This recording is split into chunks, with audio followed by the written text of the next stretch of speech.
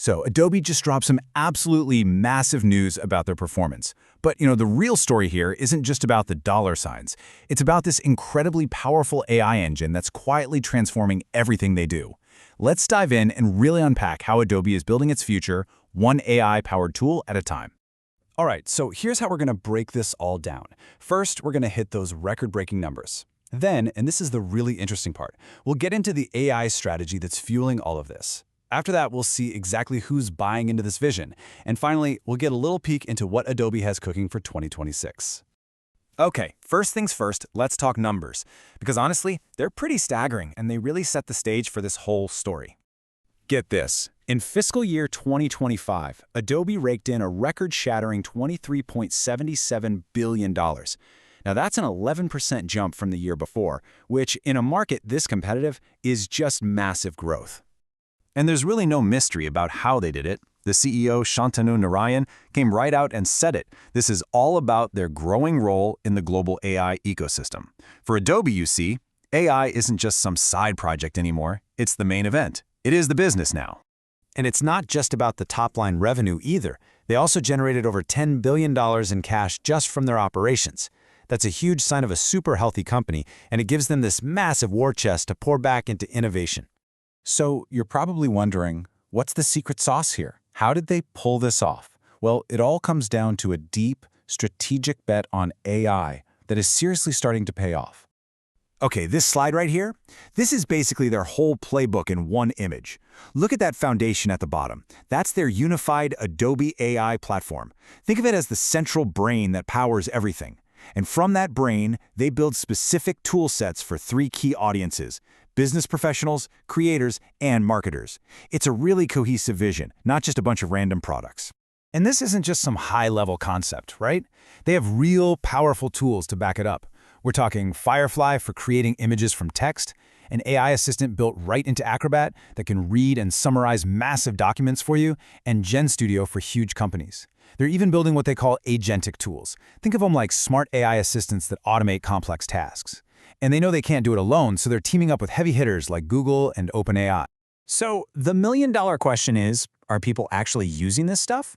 Well, the answer is a resounding yes.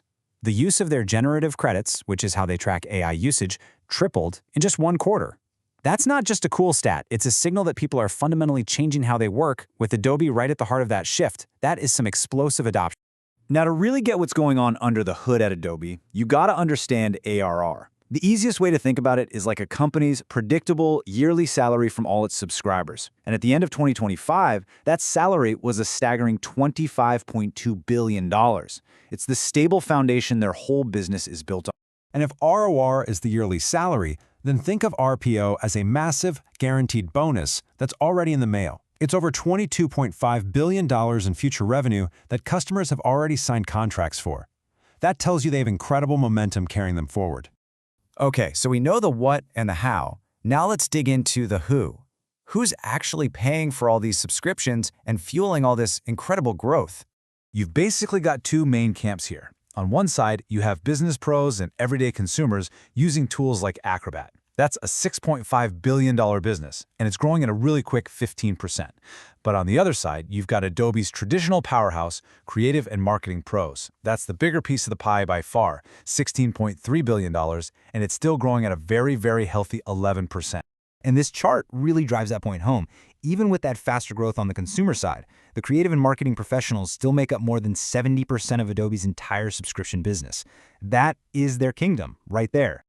And this whole strategy is clearly resonating with the biggest players out there. I mean, just look at this list of names signing up or expanding their deals. We're talking global titans of industry: Coca-Cola, Sony, JP Morgan Chase, even the US Navy. All right, so with all this success, what's next? Where does a company with this much momentum go from here? Well, let's take a look at their game plan for 2026. Yeah, they are definitely not planning on slowing down. They're forecasting another huge year, targeting total revenue of around $26 billion. And that all-important recurring revenue? They're aiming to keep that growth firmly in the double digits. A huge piece of their future plan isn't just building new tools, it's also buying them. Adobe just announced they're planning to acquire Semrush, which is a major player in online marketing. This is a direct play to help brands win in this new era where AI is totally changing how we find things online. So all of this leaves us with one big final question. Adobe has built this incredible AI-powered machine, and it is running at full throttle. But in a world where AI is evolving at lightning speed, will this powerful strategy be enough to protect and even expand their creative empire for the next decade? That is the billion-dollar question.